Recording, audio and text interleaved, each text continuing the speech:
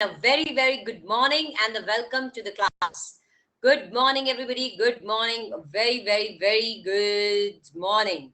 Am I audible today? कल की class हम ले नहीं पाए. क्यों नहीं ले पाए? क्योंकि कुछ ऑडियो इशू था. I hope that the audio issue has been resolved today. आवाज आ रही है? Everybody, can you hear me? ये बता दो बच्चों, जल्दी जल्दी बताओ. If the okay, perfect. All right, okay. Let me upload the today's class. Just wait for a moment. So कल की क्लास नहीं हुई, तो कल की क्लास अगर हुई नहीं तो क्या आप लोगों ने वो रिवाइज किया जो हम लोगों ने पहले क्लास में पढ़ा था? बताएंगे एवरीबडी? कल की क्लास अगर हुई नहीं तो जितना भी कोऑपरेटिव सोसाइटी आपने पढ़ा है अभी तक, क्या आपने उसे रिवाइज किया?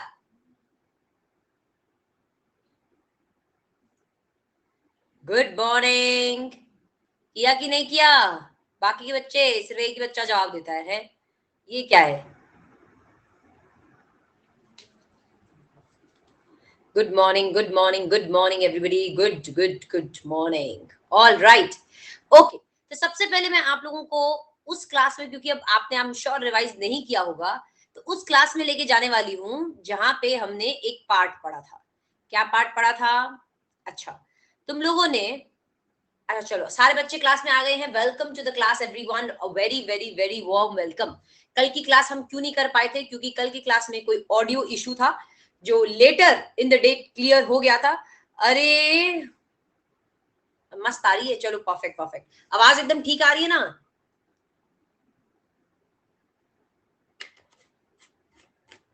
चलो परफेक्ट. आज की क्लास में अपने क्या पढ़ने वाले हैं? आज की क्लास में अपने कोऑपरेटिव सोसाइटी के पार्ट को खत्म कर देंगे. हमने अपनी क्लास में क्या स्टार्ट किया था?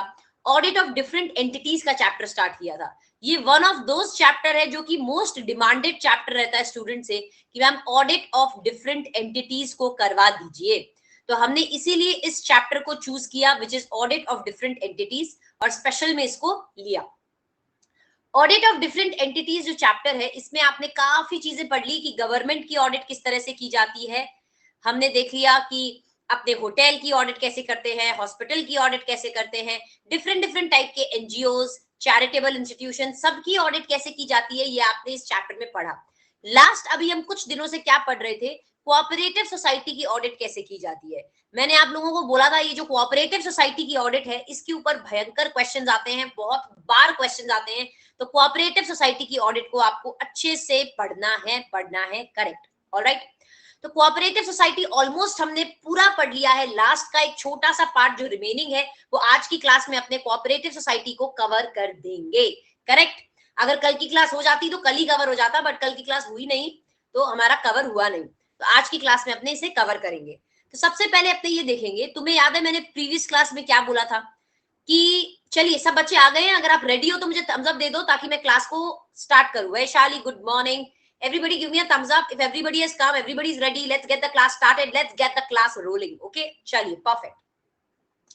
तो याद है लास्ट में जब आप मल्टी स्टेट कोऑपरेटिव सोसाइटी पढ़ रहे थे, मल्टी स्टेट कोऑपरेटिव सोसाइटी जब आप पढ़ रहे थे तो आपने एक पॉइंट पढ़ा था कि सेंट्रल गवर्नमेंट के पास एक पावर होता है. क्या पावर होता है? कि वो स्पेशल ऑडिट करवा सकता है. किसकी special audit? Multi state cooperative society की स्पेशल ऑडिट सेंट्रल गवर्नमेंट करवा सकता है. किन 3 रीजन से करवाएगा? जब कंपनी की फाइनेंशियल पोजीशन ऐसी है कि भैया इंसॉल्वेंट होने के चांसेस दिख रहे हैं, कंपनी इस तरह से मैनेज हो रही है कि जो भी वो लोग काम कर रहे हैं, जिस भी इंडस्ट्री में है, जो भी बिजनेस कर रहे हैं, जो भी ट्रेड कर रहे हैं, उस पर डैमेज होने के चांसेस है, इंजरी आने के चांसेस है. Good morning Anupriya. और लास्ट पॉइंट हमने क्या था? या फिर जब कंपनी का जो काम है वो बिल्कुल रूल्स रेगुलेशन कमर्शियल प्रैक्टिसेस के हिसाब से हो नहीं पा रहा. तो बेसिकली ये 3 रीजंस की वजह से सेंट्रल गवर्नमेंट क्या कर देगा? बोलेगा भैया स्पेशल ऑडिट करवाओ इस कोऑपरेटिव सोसाइटी की, दाल में कुछ तो काला है. Good morning Vanshika. तो दाल में कुछ काला है. तो इन 3 रीजंस की वजह से सेंट्रल गवर्नमेंट क्या करवा देगा? स्पेशल ऑडिट करवा देगा. यहां तक सबको याद आ रहा है? Morning angel. सबको याद आ रहा है? ये हमने लास्ट अपने प्रीवियस क्लास में पढ़ लिया था. सब बच्चे यस लिखोगे. चलो 1-2 के लिखने से नहीं होगा, चुपचाप सारे बता दो. चलो हैं, सबको पढ़ा रही हूं ना मैं, तो सब बताएंगे. चलो, तो लास्ट क्लास में आप लोगों ने ये पढ़ लिया था कि सेंट्रल गवर्नमेंट के पास पावर है स्पेशल ऑडिट कराने का। इस पे फिर से बोल रही हूँ, 4 मार्क्स का क्वेश्चन एक्सपेक्ट कर सकते हो। 4 मार्क्स का क्वेश्चन इस पे आ सकता है। 3 पॉइंट्स कि सेंट्रल गवर्नमेंट कब स्पेशल ऑडिट कराएगा। 3 पॉइंट्स में 4 नंबर मिल जाएंगे, बल्ले बल्ले कर देना वहीं पे। ठीक है, चलो, 3 रीजंस की वजह से स्पेशल ऑडिट हो जाएगी। अब इसी स्पेशल ऑडिट के रिलेशन में हम कुछ चीजें पढ़ने वाले हैं जो कि काफी इंपॉर्टेंट है। भर भर के एमसीक्यूज आपको पूछे जा सकते हैं। चलिए,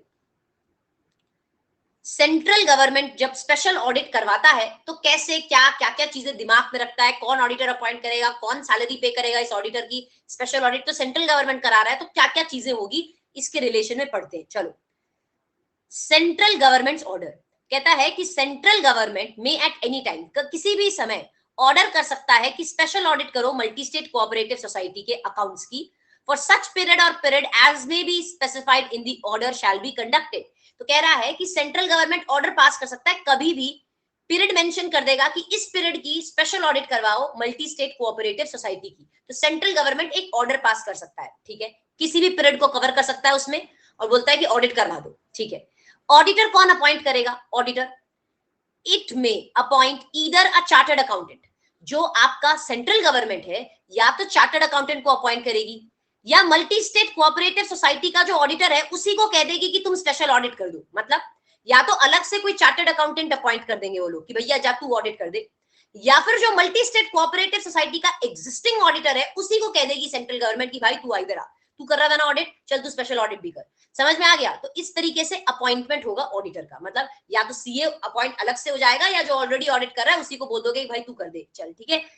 शेयर होल्डिंग का एक रेस्ट्रिक्शन है, मतलब central government can order for special audit only, star mark कर दो, only if that government, central government और state government either by itself or both holding 51% or more of the paid up share capital in the multi state cooperative society। मतलब central government ऐसे हर किसी multi state cooperative society की special audit का order नहीं दे सकता। ऐसे इतना power भी नहीं दे दिया है कि मन चाहे उस मल्टी स्टेट कोऑपरेटिव सोसाइटी की स्पेशल ऑडिट करवा दी, नहीं। अगर सेंट्रल गवर्नमेंट या स्टेट गवर्नमेंट या सीजीएसजी मिलकर अगर आपका जो शेयर होल्डिंग है वो अगर 51% और अबव है ना,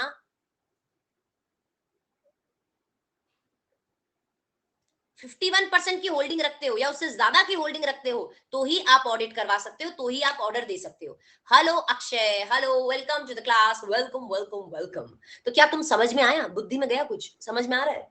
शेयर होल्डिंग के रेस्ट्रिक्शन का दिमाग लगा के देखो तो तुम्हें समझ में आएगा कि भैया सिर्फ और सिर्फ इस पॉइंट को याद रखना। तुम्हें कंफ्यूज करने के लिए बोला जाएगा कि फलाना फलाना मल्टी स्टेट थी, सेंट्रल गवर्नमेंट ऑर्डर दे सकता है क्या, तो शेयर होल्डिंग को चेक करना। शेयर होल्डिंग या तो 51% या उससे ज्यादा की हो तो भैया done done done, otherwise no no no.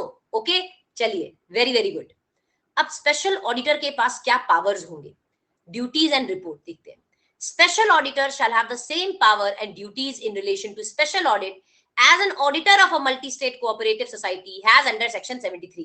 आपने अभी पढ़ा था क्या मल्टी स्टेट कोऑपरेटिव सोसाइटी के ऑडिटर के ड्यूटीज और पावर पढ़े थे क्या पहले? याद आ रहे? आप लोगों ने पढ़ा था कि मल्टी स्टेट कोऑपरेटिव सोसाइटी का जो ऑडिटर होता है उसकी ड्यूटीज क्या होते हैं? याद आ रही है कि आपके पास एक्सेस होता है बुक्स का, आप जो इन्फॉर्मेशन चाहो वो मांग सकते हो। तो सेम ड्यूटीज और पावर्स यहाँ स्पेशल ऑडिटर के भी होंगे। कोई भी अलग चीज नहीं बोली कि इसको स्पेशल पावर दिया जाएगा, नहीं, सेम ड्यूटीज सेम पावर्स इनके भी हैं। However, special auditor shall instead of making his reports to the members of the multi-state cooperative society make the report to the central government। ये एक इंटरेस्टिंग बात बोलता है। आप लोगों ने क्या पढ़ा था कि जो नॉर्मल ऑडिटर होता है मल्टी स्टेट कोऑपरेटिव सोसाइटी का, वो किसको रिपोर्ट बना के देता है? मेंबर्स को देता है कि नहीं? मल्टी स्टेट कोऑपरेटिव सोसाइटी के मेंबर्स को आप बना के देते हो ना, आप उनके अकाउंट्स की रिपोर्ट ऑडिट करके आए हो, तो उनको तो रिपोर्ट दोगे, उन्हीं को रिपोर्ट दोगे। पर इस केस में अगर स्पेशल ऑडिट हो रही है ना तो रिपोर्ट मेंबर्स को नहीं दी जाती, रिपोर्ट्स किसको दी जाती है? सीजी को, क्योंकि सीजी ने करवाई है ना भैया, करवा कौन रहा है? सीजी करवा रहा है तो उन्हीं को दोगे, right? Okay, the report of the special auditor shell include all the matters required to be included in the audit report under section 73। जो सेक्शन 73 के अंदर जितनी चीजें आप रिपोर्ट करते हो वो यहाँ पे भी करेगा, और अगर सेंट्रल गवर्नमेंट बोले कि यार एडिशनल कुछ चीजों पे रिपोर्ट कर दो तो उस पे भी कर देगा। तो बेसिकली आपने यहाँ पे क्या पढ़ा है? पावर्स एंड ड्यूटीज तो उसके सेम रहेंगे, बट रिपोर्ट वो अपनी किसको देगा? बस सेंट्रल गवर्नमेंट को देगा। समझी गए हो? एवरीबॉडी समझ में आ गया क्या? छोटे छोटे पॉइंट्स, इस पे हजारों एमसीक्यूज बन सकते हैं। लिटरली हजारों तो नहीं बन सकते, बट काफी एमसीक्यूज बन सकते हैं कि कौन अपॉइंट हो सकता है। सीए भी हो सकता है, मल्टी स्टेट कोऑपरेटिव सोसाइटी का ऑडिटर खुद भी कर सकता है, सीजी एसजी या दोनों की मिला के अगर 51 या उससे ज्यादा की होल्डिंग होगी तो ही स्पेशल ऑडिट करवाएगा। ऑडिटर स्पेशल ऑडिट करके रिपोर्ट किसको दे देगा? सीजी को दे देगा। चलिए, ऑल राइट। अब आया इंटरेस्टिंग पॉइंट। ओके, एक मिनट, एक मिनट। अच्छा, ये बेटर है। सेंट्रल गवर्नमेंट का order, appointment. Next point, action taken by the central government. Central government क्या एक्शन लेगी? On the receipt of the report of the special auditor, the central government may take such action on the report as it considered necessary in accordance with the provision of act or law for the time being in force. जैसे ही आपका special auditor अपनी report बनाकर central government को देगा, तो central government को जैसे ठीक लगे, एक्ट के हिसाब से, लॉ के हिसाब से, सीजी को जैसे ठीक लगे, सीजी एक्शन ले लेगा। ठीक है। However, if the central government does not take action, central government थोड़ी लेजी हो गई, बोले अरे ले लेंगे एक्शन, पर नहीं लिया, कोई एक्शन नहीं लिया। On the report within 4 months from the date of receipt, मतलब रिपोर्ट के मिलने के 4 महीने तक अगर सेंट्रल गवर्नमेंट ने कोई भी एक्शन नहीं लिया, तो सेंट्रल गवर्नमेंट अपनी रिपोर्ट को किसको भेज देगी? मल्टी स्टेट कोऑपरेटिव सोसाइटी को भेज देगी। The government shall send the report to multi state cooperative society, either a copy or of or relevant extract from the report with its comment thereon. तो basically क्या कह रहा है कि अगर सीजी 4 महीने के अंदर अंदर कोई एक्शन नहीं लेता, मतलब सेंट्रल गवर्नमेंट ने बोला था अरे ले लेंगे एक्शन, पर सेंट्रल गवर्नमेंट फिर भूल गई, 4 महीने के अंदर एक्शन नहीं लिया, तो सेंट्रल गवर्नमेंट जो है ना, वो ये जो रिपोर्ट है ये किसको भेज देगी? कोऑपरेटिव सोसाइटी को भेज देगी, या इस रिपोर्ट की एक कॉपी कोऑपरेटिव सोसाइटी को भेज देगी, या फिर इस रिपोर्ट का कुछ एक्सट्रैक्ट, मतलब कुछ एक पार्ट कोऑपरेटिव सोसाइटी को भेज देगी, और अपने कमेंट लिख के भी भेज देगी। सेंट्रल गवर्नमेंट का इस पे क्या मतलब क्या व्यू है, क्या कमेंट है, वो भी लिख के भेज देगी thereon, and require the multi state cooperative society either to circulate the copy, अगर आपने कॉपी भेजी है, या फिर कुछ हो सकता है कॉपी नहीं भेजी, पूरी की पूरी रिपोर्ट आपने नहीं भेजी, पर कुछ पार्ट भेजा है आपने रिपोर्ट का कोऑपरेटिव सोसाइटी को, तो उस केस में आप बोलोगे कॉपी, और या फिर अगर कोई एक्सट्रैक्ट है, आपने सारे मेंबर्स को इसकी कोऑपरेटिव सोसाइटी का जो आपने स्पेशल ऑडिट की जो कॉपी भेजी है या एक्सट्रैक्ट भेजा है, आप सारे मेंबर्स को भेजो, or to have such copy or extract read before the multi-state cooperative society in the next general meeting। या तो सेंट्रल गवर्नमेंट बोलेगा कि भैया ये जो कॉपी मैं तुम्हें भेज रहा हूँ या जो भी एक्सट्रैक्ट मैं तुम्हें भेज रहा हूँ, ये सब के सारे मेंबर्स को भेजो, या फिर अगली जो जनरल मीटिंग आएगी ना, उसमें इसको रीड कर दो, इस पूरे एक्सट्रैक्ट को। समझ में आ गया? सीजी ने एक्शन नहीं लिया तो ऑडिटर वो मल्टी स्टेट कोऑपरेटिव सोसाइटी को भेजेगा ना। इशिका बेटा, नो बेटा, ये क्या बोल रहा है? ये कह रहा है कि भैया अगर सीजी एक्शन नहीं लेता, क्या समय दिया गया है सीजी को? 4 महीने का समय दिया गया है, तो सीजी ही भेज देगा बेटा। ऑडिटर क्यों भेजेगा? ऑडिटर ने तो अपना काम पूरा कर दिया सीजी को भेज के। सीजी अगर एक्शन नहीं ले पाया, सीजी अपना काम नहीं कर पाया, तो सीजी या रिपोर्ट की कॉपी भेज देगा, या रिपोर्ट का कुछ हिस्सा अपना कमेंट लिख के मल्टी स्टेट कोऑपरेटिव सोसाइटी को भेज देगा। तो ऐसा होगा कुछ, देखो, या तो वो कॉपी भेजेगा, एक minute,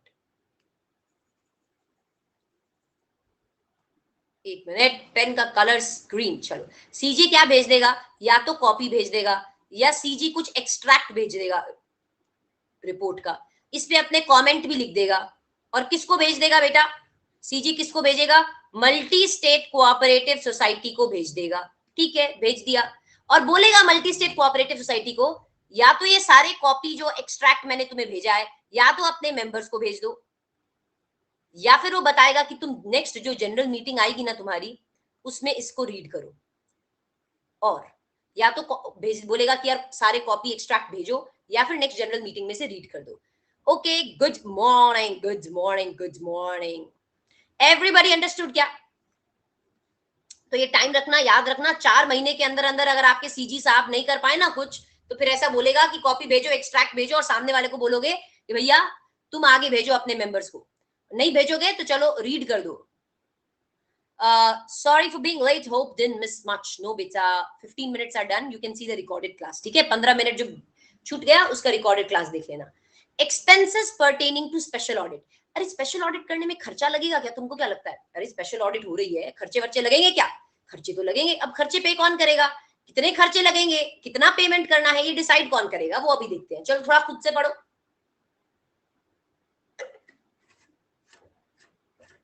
the expenses of incidental to, जो भी खर्चे लगेंगे स्पेशल ऑडिट के लिए इस सेक्शन के अंदर, shall be determined by the central government. CG determine करेगा कि ऑडिटर को कितना रेम्यूनरेशन देना है, क्या खर्चा लगेगा, which determination shall be final and paid by the multi-state cooperative society। बताओ ऑडिट कौन करवा रहा है? सीजी करवा रहा है।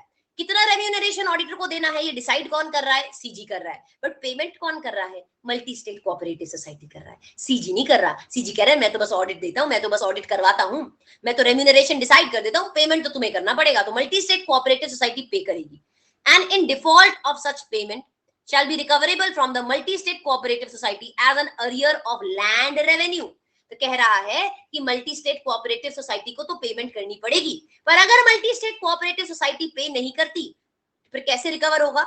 जैसे लैंड का रेवेन्यू रिकवर होता है, अरियर्स ऑफ लैंड रेवेन्यू, मतलब केस वेस फाइल हो जाएगा, तुम लोगों पे केस हो जाएगा। अरियर्स ऑफ लैंड, अगर लैंड का रेवेन्यू टाइम पे नहीं किया जाता तो कौन होता है बीच में? जो आपका जो भी मजिस्ट्रेट वगैरह होता है वो इन्वॉल्व हो जाते हैं। तो वैसे ही अगर मल्टी स्टेट कोऑपरेटिव सोसाइटी नहीं पे करती तो जैसे लैंड रेवेन्यू का अरियर्स आपका गवर्नमेंट इन्वॉल्व होकर निकलवाती है, वैसे ही निकलवाएंगे आपसे। देना तो आप ही को पड़ेगा। समझ में आ रहा है भाई? हुक दे दो, सीधा सीधा दे दो, नहीं तो फिर हम उल्टे से निकलवा लेंगे। समझ में आ गया एवरीबॉडी? चलो ये सारा आपने स्पेशल ऑडिट के ऊपर पॉइंट पढ़ लिया। इन पॉइंट्स पे आपको बहुत एमसीक्यू, बहुत ट्रू फॉल्स बन के आ सकते हैं। जैसे आपको कंफ्यूज करने के लिए बोला जाएगा कि रेम्यूनरेशन कौन डिसाइड करता है, कौन पे करता है। तो याद रखना कौन डिसाइड करता है? सीजी। कौन पे करता है? Multi state cooperative society. अब आपको ये पूछ लिया जाएगा कि लेट्स से क्या हर कोऑपरेटिव सोसाइटी में सीजी स्पेशल ऑडिट करवा सकता है? तो कहता नहीं नहीं नहीं, ऐसा नहीं कर सकता। जब 51% या उससे ज्यादा की होल्डिंग हो तो ही करवा सकता है। एक्शन सबसे पहले सीजी एक्शन लेगा, पर वो अगर नहीं ले पाता 4 महीने के अंदर अंदर, तो फिर कौन लेगा? फिर आपका कोऑपरेटिव सोसाइटी को बोला जाएगा कि इन रिपोर्ट्स की कॉपी एक्सट्रैक्ट या तो मेंबर को भेजो या फिर जनरल मीटिंग में इन्हें रीड करो। समझ में आ गया? Everybody understood? Simple as that. I hope that आपको ये सारी चीजें समझ में आ गई।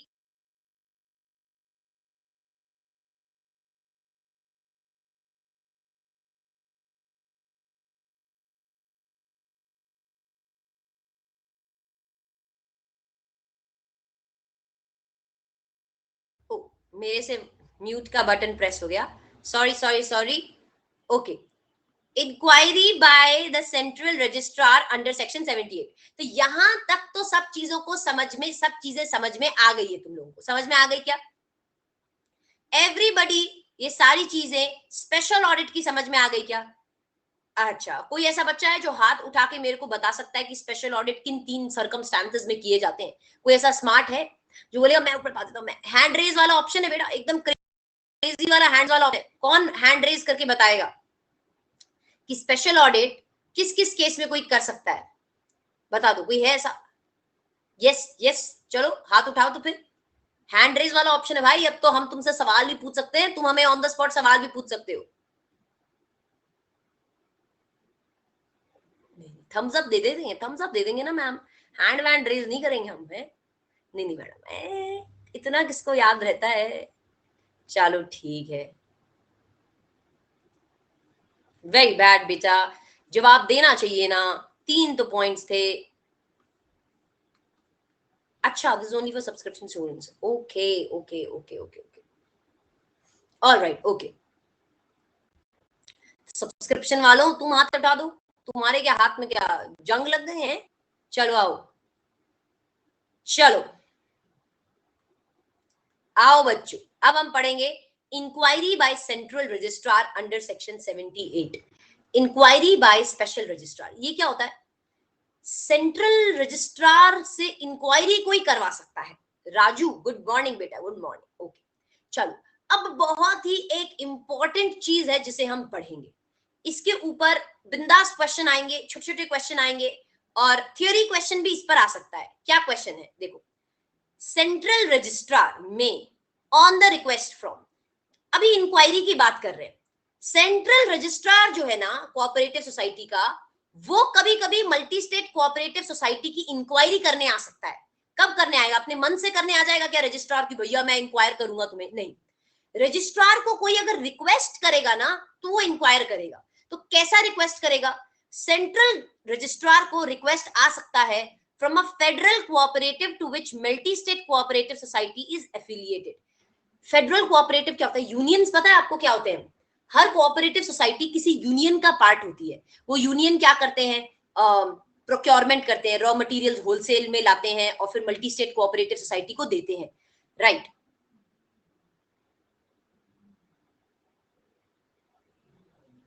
Oh yes, I am from Kathmandu. तो बेसिकली क्या होता है, अब कौन, आप सेंट्रल रजिस्ट्रार कब इंक्वायर करने आएगा? सेंट्रल रजिस्ट्रार को अगर कोई रिक्वेस्ट करे तो कौन रिक्वेस्ट करेगा? या तो फेडरल कोऑपरेटिव, मतलब फेडरल कोऑपरेटिव क्या है? यूनियन। कोऑपरेटिव सोसाइटी जिस फेडरल कोऑपरेटिव जिसका यूनियन का पार्ट है, अगर वो यूनियन बोले कि इसकी इंक्वायरी करो भाई बहुत चल रहा है, तो बेसिकली अगर फेडरल कोऑपरेटिव जिस फेडरल कोऑपरेटिव का आपकी मल्टी स्टेट कोऑपरेटिव सोसाइटी क्या हो?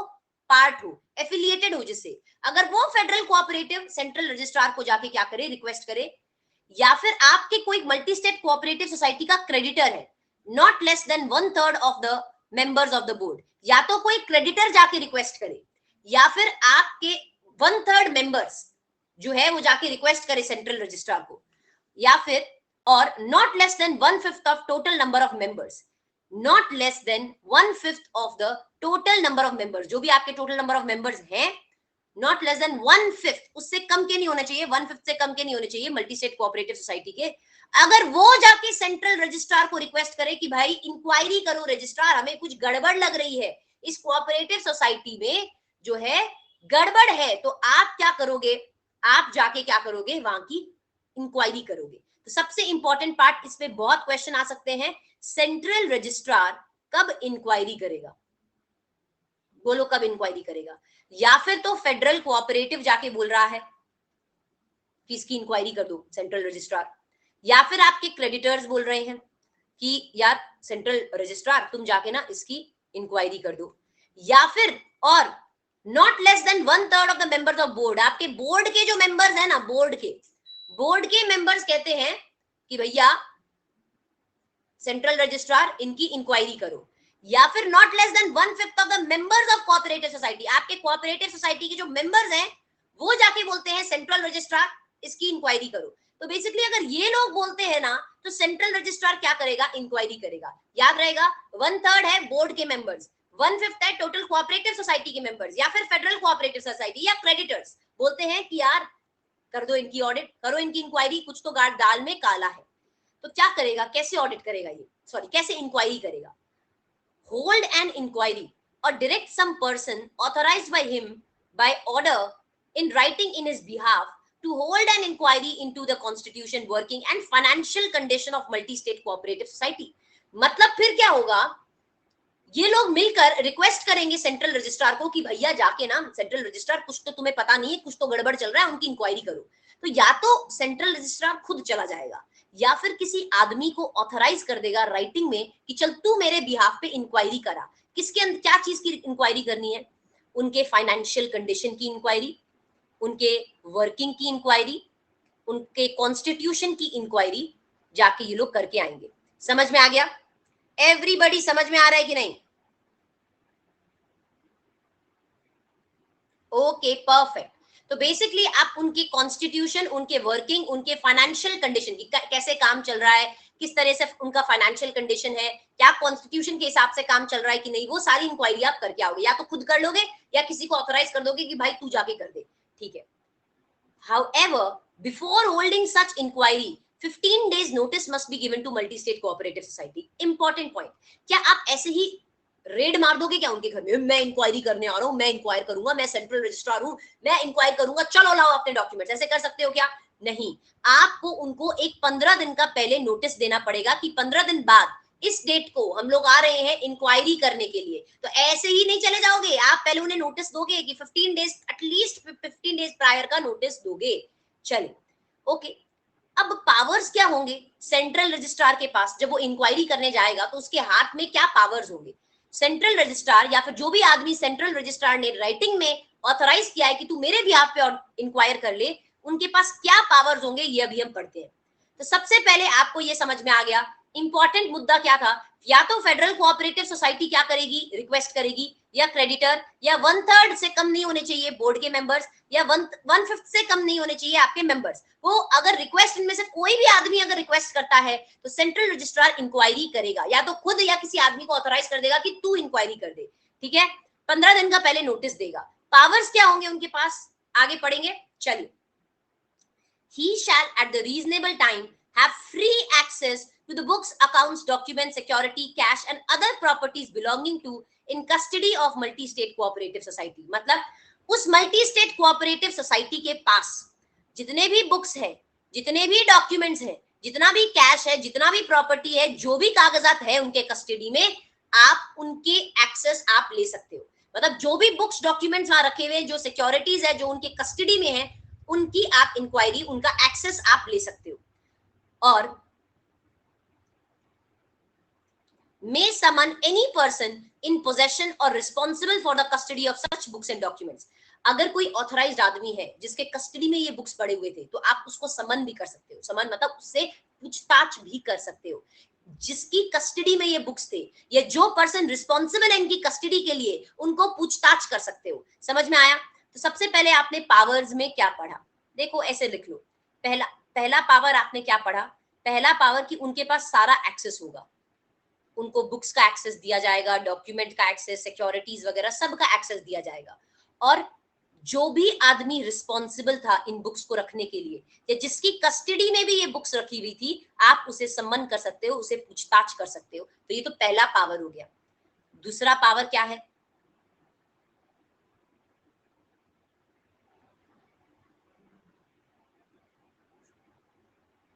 आ जाओ। He may, notwithstanding any bylaw specifying the period of notice for a general meeting of the multi-state cooperative society, require the officers to call a general meeting of the society by giving a notice of not less than 7 days at such time, place at the headquarter of the society to such consider as may be to matter may be directed by him। मतलब ये तो insane है, इनके पास बहुत सारी power है। ये क्या कह सकते हैं, मल्टी स्टेट कोऑपरेटिव सोसाइटी के ऑफिसर्स को ये लोग बोल सकते हैं कि आप एक जनरल मीटिंग को बुलाओ। किस डेट पे बुलाना है, किस टाइम पे बुलाना है, किस प्लेस पे बुलाना है, बोल सकते हैं हेडक्वार्टर्स पे बुलाओ। मल्टी स्टेट कोऑपरेटिव सोसाइटी की जो हेडक्वार्टर्स है वहां पे जनरल मीटिंग को बुलाओ, इस टाइम पे बुलाओ। और ये भी बोल सकते हैं, क्या बोल सकते हैं, 7 डेज का नोटिस देना बस। आप नोटिस इस मीटिंग के लिए कितना दोगे, इस जनरल मीटिंग के लिए जो आप नोटिस दोगे, नॉट लेस देन 7 डेज। 7 दिन से कम का नहीं होना चाहिए नोटिस। 7 दिन या 7 दिन से ज्यादा का नोटिस तो आपको देना ही पड़ेगा इसको बुलाने के लिए। आप टाइम बता सकते हो कि इस टाइम पे बुलाओ, प्लेस बता सकते हो कि हेडक्वार्टर्स पे बुलाओ सोसाइटी के, और जो मैटर आपको डिस्कस करना है इस जनरल मीटिंग में वो भी आप ही बता दोगे। Where the officers of the society refuse, अगर ऑफिसर्स रिफ्यूज कर देते कि हम तो नहीं बुलाने वाले यार, कोई फालतू में क्यों जनरल मीटिंग बुलाएं, हमें नहीं बुलानी, तो अगर ऑफिसर्स रिफ्यूज कर देते हैं या fail to call such a meeting, he shall have the power to call it himself. वो खुद ही फिर बुला लेगा जनरल मीटिंग, खुद ही ऑर्डर देगा और खुद ही बुला लेगा। समझ में आ गया? ओके। तो ये क्या कह रहा है, पहला पॉइंट आपको क्या बोला था, इसको एक्सेस दिया जाएगा। देखो ये तो नॉर्मल पावर होते हैं, सबके पास होते हैं, बुक्स डॉक्यूमेंट का एक्सेस देना। जिसके कस्टडी में ये बुक्स पड़े हुए हैं आप उसे सम्मन भी कर सकते हो, उससे पूछताछ वगैरह कर आपके पास पावर है। दूसरा, आप मल्टी स्टेट कोऑपरेटिव सोसाइटी के ऑफिसर्स को क्या बोल दोगे, मल्टी स्टेट कोऑपरेटिव सोसाइटी के ऑफिसर्स को क्या बोलोगे कि जनरल मीटिंग बुलाओ। नॉट लेस देन 7 डेज का नोटिस नहीं होना चाहिए, मतलब नोटिस आपको 7 दिन या 7 दिन से ज्यादा का देना है। नॉट लेस देन 7 डेज का नोटिस, आप बोलोगे जनरल मीटिंग बुलाओ एट सच टाइम, इस टाइम पे बुलाओ। प्लेस आप बोल सकते हो एट द हेडक्वार्टर्स, और जो मैटर डिस्कस करना है इस मीटिंग में वो भी आप ही बोलोगे कि ये मैटर इस जनरल मीटिंग में डिस्कस होगा। अगर ये ऑफिसर्स नहीं बुलाते तो आप खुद ही जनरल मीटिंग बुला सकते हो। आपके पास ये भी पावर है कि अगर आपकी बात ये लोग मान नहीं रहे ना ऑफिसर्स, तो आप खुद बुला लो यार, कोई बात नहीं। समझ में आ गया? ओके। उसके बाद लास्ट पावर क्या है, he may summon any person who is reasonably believed by him to have knowledge of the affairs of multi-state cooperative society। कोई उसके हिसाब से, सेंट्रल रजिस्ट्रार के हिसाब से कोई ऐसा आदमी है जो सेंट्रल रजिस्ट्रार को लगता है कि इसके पास नॉलेज होगी मल्टी स्टेट कोऑपरेटिव सोसाइटी के काम के बारे में, तो उससे भी आप पूछताछ कर सकते हो। उसको आप बोल सकते हो कि इस प्लेस पे, हेडक्वार्टर्स के इस जगह पे आना or any branch thereof and may examine such person on oath. तो मतलब उससे ओथ लेके एग्जामिन करना, आपको पता है क्या होता है? आप उस पर्सन को बोल सकते हो कि पूछताछ के लिए आप उसे या तो हेडक्वार्टर्स पे बुला सकते हो, कोई ब्रांचेस पे भी बुला सकते हो, और उसे एग्जामिन कर सकते हो ओथ पे। याद है आप लोगों ने हिंदी मूवीज में देखा है, मैं गीता की कसम खा के कहता हूँ कि मैं कोई झूठ नहीं बोल रहा, जो बोलूंगा सच के अलावा कुछ नहीं बोलूंगा। तो वो कहते हैं एग्जामिन ऑन ओथ, इसे कहते हैं एग्जामिन करना ओथ पे। समझ में आया? तो ये क्या कह रहा है कि he may summon any person who is reasonably believed to have knowledge। जो भी उस आदमी की, मतलब सेंट्रल रजिस्ट्रार के हिसाब से जिस भी आदमी को नॉलेज, उसको लगता है कि इसको नॉलेज है काम के बारे में, तो आप उसे समन कर सकते हो, उसे बोल सकते हो कि अपीयर बिफोर हिम, मतलब मेरे सामने एग्जामिनेशन के लिए आओ, हेडक्वार्टर्स पे या कोई भी ब्रांचेस पे आओ, आप उसे ओथ पे एग्जामिन कर सकते हो। समझ में आ गया? तो लास्ट पॉइंट आपने क्या पढ़ा है, आप कोई भी ऑफिसर्स को जिसको आपको लगता है कि इसके पास नॉलेज है मल्टी स्टेट कोऑपरेटिव सोसाइटी की, उसे समन कर सकते हो। You may ask him to appear before you in the headquarters or at any branches and you can examine him on oath. उसको आप बुला सकते हो, उसको आप ऑर्डर दे सकते हो कि भाई तू आजा, तेरे से पूछताछ करनी है, तू हेडक्वार्टर में आ या तो तू ब्रांच में आ, और ओथ लेके एग्जामिन कर सकते हो। ठीक है, तो ये पावर्स है, याद रहेंगे। इस पे इंडिविजुअल क्वेश्चन आ सकता है कि सेंट्रल रजिस्ट्रार के पास इंक्वायरी करने का पावर होता है कि नहीं? होता है।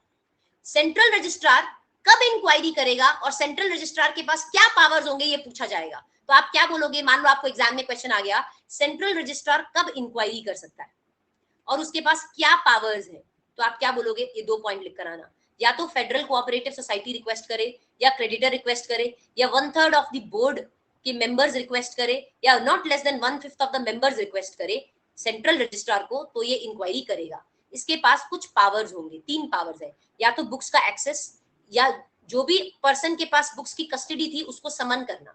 फिर उससे आप ऑफिसर्स को बोल सकते हो कि जनरल मीटिंग बुलाओ, कितनी देर में बुलाओ, आप डेट बता दोगे और टाइम भी बता सकते हो, जो मैटर डिस्कस करना है वो भी बता सकते हो, और आप उन्हें बता सकते हो कि हेडक्वार्टर्स पे मीटिंग होगी, राइट? अगर वो नहीं बुलाते तो खुद बुला लेना। फिर आप किसी भी पर्सन को जिसको आपको लगता है इसके पास नॉलेज है उसे समन कर सकते हो। You may ask to appear before him at the headquarters or at any branches and you can examine him on oath. ठीक है, नोटिस, हाँ, नॉट लेस देन 7 डेज का नोटिस देना पड़ेगा इस जनरल मीटिंग के लिए। समझ में आ गया? एवरीबॉडी समझ में आया कि नहीं बच्चों? एक बहुत देर बाद पूछा मैंने और इतनी बार रिपीट कर दिया, अब तुम्हारी बनती नहीं है कि एक बार मैम को बता दो कि समझ में आया कि नहीं है। इतना तो तुम कर ही सकते हो, इतना तो तुम बता ही सकते हो, है ना? ए रोहित, तू अभी अभी आया है, तेरे को कैसे समझ में आया रे? बता।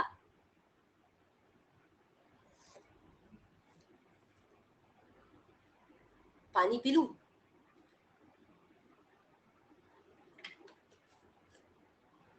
मैं आई ड्रिंक वाटर? अलाउ कर दिया तुम लोगों ने? हैं? Yes madam, P low madam, P low. चालू हो या बच्चे, बहुत चालू हो तुम, है? Permission granted, very good. अच्छा आ जाओ, follow up. Central registrar shall within a period of 3 months of the date of receipt of the report.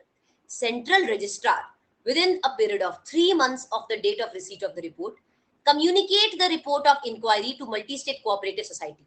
मान लो सेंट्रल रजिस्ट्रार ने किसी आदमी को ऑथराइज किया था, ए भाई तू कर लेना जाके मेरे बिहाफ पे इंक्वायरी करना।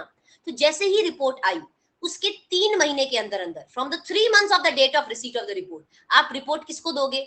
मल्टी स्टेट कोऑपरेटिव सोसाइटी को भी ये भेजोगे। जैसे सेंट्रल रजिस्टर के पास जैसे ही रिपोर्ट आई, रिसीट होने के 3 महीने के अंदर अंदर मल्टी स्टेट, ये जो सेंट्रल रजिस्ट्रार है, ये रिपोर्ट को किसको देगा? मल्टी स्टेट कोऑपरेटिव सोसाइटी को देगा। Financial institutions if any two which the credit society is affiliated, अगर किसी फाइनेंशियल इंस्टीट्यूशन का आप पार्ट हो तो उसको दिया जाएगा। पर्सन और authority if any at whose instance the inquiry is needed, मतलब मान लो जिसने भी इंक्वायरी करने के लिए बोला था, जैसे फेडरल कोऑपरेटिव ने, क्रेडिटर ने, या फिर बोर्ड के मेंबर्स ने कहा था, या मेंबर्स ने कहा था, जिसने भी कहा था कि इनकी इंक्वायरी करो, उनको भी रिपोर्ट भेजी जाएगी। ऑब्वियसली उन्होंने ही कहा था ना इंक्वायरी करो, तो उनको तो रिपोर्ट आप भेजोगे ही, तो ये कह रहा है उनको भी भेज देना। तो सेंट्रल रजिस्ट्रार रिपोर्ट मिलने के 3 महीने के अंदर अंदर मल्टी स्टेट कोऑपरेटिव सोसाइटी को रिपोर्ट भेजेगा। साथ साथ में जिस आदमी ने बोला था कि इनकी इंक्वायरी करो, उनको भी रिपोर्ट भेजी जाएगी। ठीक है, समझ में आ गया एवरीबॉडी? तो ये इंक्वायरी अंडर क्या सेक्शन थी? सेक्शन नंबर इसका याद रख लेना, inquiry by central registrar under section 78। ये सिर्फ इंक्वायरी आपने पढ़ा है, इंक्वायरी कर सकता है सेंट्रल रजिस्ट्रार। एक और बात है, सेम बात है, inspection of multi state cooperative society under section 79, inquiry किस में करवा सकते हो आप? सेक्शन 78 में करवा सकते हो। लास्ट पॉइंट है आज की क्लास का, प्लीज इसे कंप्लीट करके दे जाना। इंक्वायरी आप करवा सकते हो सेक्शन 78 में, इंस्पेक्शन भी आप करवा सकते हो। आप सेंट्रल रजिस्ट्रार को बोल सकते हो भाई मेरे को लगता है इंक्वायरी से काम नहीं चलेगा, इनकी इंस्पेक्शन ही करनी पड़ेगी, रिकॉर्ड्स को एग्जामिन करो। तो इंस्पेक्शन भी हो सकता है अंडर सेक्शन 79। कब होगा? सेम चीज है, जब सेंट्रल रजिस्ट्रार को कोई रिक्वेस्ट करे, या तो फेडरल कोऑपरेटिव या फिर क्रेडिटर, या not less than 1/3 of the members of the board, या not less than 1/5 of the total number of the member of multi state cooperative society. तो सेम लोग अगर रिक्वेस्ट करे तो क्या हो जाएगा? उसकी इंस्पेक्शन होगी। ठीक है, कैसे होगी? या तो खुद कर लेगा, या कोई जनरल स्पेशल ऑर्डर पास करेगा राइटिंग में, और किसी दूसरे आदमी को ऑथराइज कर देगा राइटिंग में कि तू भैया तू जाके इंस्पेक्शन कर ले into the constitution, working and financial condition of multi state cooperative society. Same point, आप या तो खुद कर लोगे या राइटिंग में किसी दूसरे आदमी को ऑथराइज कर दोगे कि भाई जा ना, तू कर देना यार, तू कर देना यार, तो वो दूसरा आदमी कर देगा। Opportunity of being heard, no inspection shall be made unless or notice of not less than 15 days। तो सेम पॉइंट, आपको एटलीस्ट 15 दिन का नोटिस उन्हें देना पड़ेगा, ऐसे ही जाके इंस्पेक्शन नहीं कर सकते हो। अब पावर्स के बारे में बात करते हैं। पावर्स, क्या पावर्स होंगे? पावर्स दोनों में अलग अलग है, इंस्पेक्शन की पावर्स अलग है, इंक्वायरी की पावर्स अलग है। इंस्पेक्शन की पावर्स क्या है देखते हैं।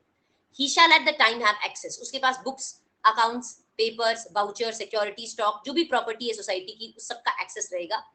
In the event of serious irregularities discovered under inspection, inspection करने के समय अगर उसे ऑडिटर को कोई भारी इरेगुलरिटी लगती है, कोई भारी इरेगुलरिटी लगती है, गड़बड़ लगती है, take them into custody and shall have the powers to verify the cash balance of the society. अगर आपको कोई बुक्स में, कोई डॉक्यूमेंट्स में, कोई पेपर में सीरियस गड़बड़ी लगती है तो वो आप अपनी कस्टडी में ले सकते हो उन पेपर्स को, और आपके पास पावर होगा कि उनके कैश बैलेंस को आप इंस्पेक्ट करो, subject to the general or special audit of the central registrar to call a meeting of the society where such general meeting is necessary। अगर सेंट्रल रजिस्ट्रार बोले तो आपको जनरल मीटिंग भी बुलवानी पड़ेगी। तो काफी एक दो पॉइंट्स इस पॉइंट में कवर हो गए। क्या बोला? आपके पास बुक्स वगैरह का एक्सेस रहेगा, अगर आपको बुक्स में इरेगुलरिटी दिखती है तो इन बुक्स को आप कस्टडी में ले सकते हो, आप कैश के बैलेंस को क्या कर सकते हो? वेरीफाई कर सकते हो, आपके पास ये पावर है। साथ साथ में अगर सेंट्रल रजिस्ट्रार को जरूरी लगे, उसके ओपिनियन में अगर जरूरी है, तो जनरल मीटिंग को बुलाने का भी वो क्या रखता है? पावर रखता है। समझ में आ गया? 2-3 पॉइंट एक पॉइंट में आ गए। क्या है? एवरी ऑफिसर और member of multi state cooperative society, जो भी ऑफिसर होगा या मेंबर होगा मल्टी स्टेट कोऑपरेटिव सोसाइटी का, shall furnish such information with regards to the working of society as a central registrar or the person making inquiry making inspection may require. मतलब कोई भी officer multi state cooperative society का, कोई भी member, जो भी उनसे इंफॉर्मेशन मांगी जाए वो लोग अपनी तरफ से वो इंफॉर्मेशन देंगे। मेंबर, ऑफिसर, सारे जिनसे भी जो भी इंफॉर्मेशन उनसे मांगी जाएगी वो सारे वो इंफॉर्मेशन सेंट्रल रजिस्ट्रार को या जो भी आदमी ऑथराइज है उसे दे देगा। तो एक बात बता दो, पावर्स क्या है?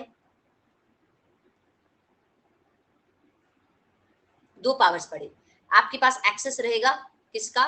बुक्स वगैरह का एक्सेस रहेगा। अगर इरेगुलरिटी लगे तो इन बुक्स को वो लोग अपने कस्टडी में भी ले सकते हैं। ठीक है, कैश के बैलेंस को वो लोग वेरीफाई कर सकते हैं, और साथ में जो आपका मल्टी स्टेट कोऑपरेटिव सोसाइटी का जो सेंट्रल रजिस्ट्रार है, अगर उसको लगे कि जनरल मीटिंग बुलाने की जरूरत है तो जनरल मीटिंग भी कॉल कर सकता है। दूसरा, ऑफिसर्स से या मेंबर्स से जो भी इंफॉर्मेशन सेंट्रल रजिस्ट्रार मांगेगा तो वो प्रोवाइड की जाएगी उसे।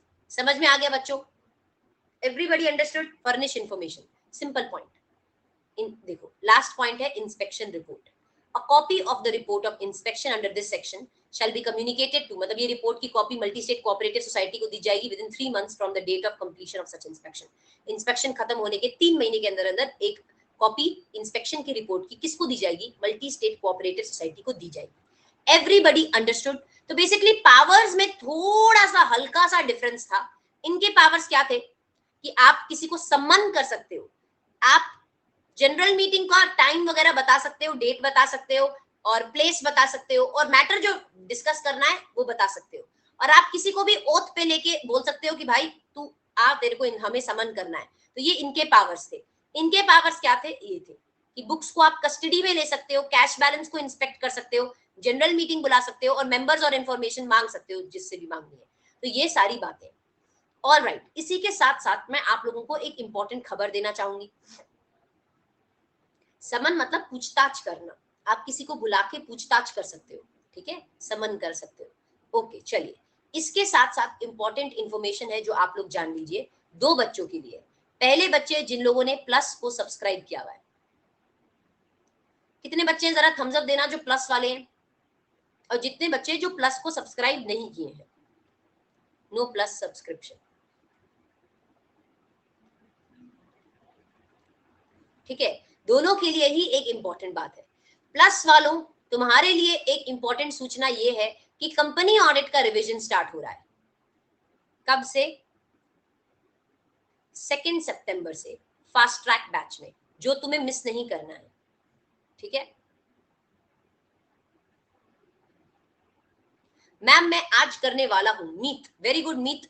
मीत आप मेरा कोड यूज कर सकते हो सीए दीपिका, ताकि आपको डिस्काउंट्स मिले अपने सब्सक्रिप्शन पे, ठीक है। तो Meet you can use the code CA Deepika. अगर आपको मेरी टीचिंग अच्छी लगती है तो आप मेरा कोड यूज कर सकते हैं, that is CA Deepika to subscribe on Unacademy, ताकि आपको डिस्काउंट्स मिल जाए अपने अनअकैडमी सब्सक्रिप्शन पे। Okay alright. बाकी के बच्चे, अगर आपने प्लस को सब्सक्राइब किया हुआ है तो 2 सितंबर से कंपनी ऑडिट की रिवीजन स्टार्ट हो रही है। कंपनी ऑडिट रिवीजन जो आपका चैप्टर ये ऑडिट में भी है, ये आपका चैप्टर लॉ में भी है। तो 2 सितंबर से 11:45 डेली कंपनी ऑडिट की रिवीजन होगी भयंकर तरीके से। बाकी के बच्चे जिन लोगों ने प्लस को सब्सक्राइब नहीं किया हुआ है, बच्चों 1 सितंबर जो कि है कल, ऑडिट के सब्जेक्ट का रिटन रिवीजन होने वाला है। Do you know what is written revision? I think it is the first time जब कोई आपको ये written revision करवा रहा होगा, first time ever written revision of audit में करवाऊंगी, जिसमें हम क्या करेंगे, चैप्टर्स को आपके साथ में मैं नोट्स बनवाती हूँ। वैसे तो आपको पता ही है मैं नोट्स बनवाती हूँ, राइटिंग प्रैक्टिस होगी, हर एक चैप्टर को हम लिख के प्रैक्टिस करेंगे, ठीक है। तो 1 सितंबर मैं आप लोगों को कल की क्लास में जो कि फर्स्ट है, 1 सितंबर को मैं आप लोगों को क्या बोलूंगी, एक शेड्यूल प्रोवाइड करवाऊंगी। शेड्यूल कि कौन से चैप्टर की कब कितने दिन की क्या क्या रिवीजन रहेगी, ताकि लिख लिख के प्रैक्टिस हो। लिख लिख के अगर प्रैक्टिस करोगे ना, कोई रोक ही नहीं सकता कि आपको एग्जाम्शन मिले। एग्जाम में एग्जाम्शन अगर चाहिए तो कीवर्ड्स नोट करने पड़ेंगे, लिख लिख के प्रैक्टिस करेंगे। और क्या बेटर हो सकता है, आपको दिन का 1 घंटा अगर आप क्लास में आओ, पढ़ो मेरे साथ और लिख के प्रैक्टिस हो जाएगा, पूरे पूरे चैप्टर के नोट्स बन जाएंगे साथ साथ में। तो ठीक है, 1 सितंबर से एक मैं आपको नोट्स दूं और एक आप मेरे साथ नोट्स बनाओ, कौन सा बेटर होगा बताओ? कि आप खुद बनाओ, मेरे साथ बनाओ, आपकी खुद की राइटिंग प्रैक्टिस हो। It's my birthday ma'am Ayushi, happy birthday, a very very very happy birthday. I wish and I hope and I give you a lot of good luck and I hope that you clear this time with full exemption and all India rank, right? A very very amazing year to you and yes, all right, perfect, okay। तो चलिए तो बच्चों समझ गए। तो अच्छा, tomorrow is your birthday Vanshika, Devangi ले लेंगे बेटा, ले लेंगे लेते हैं।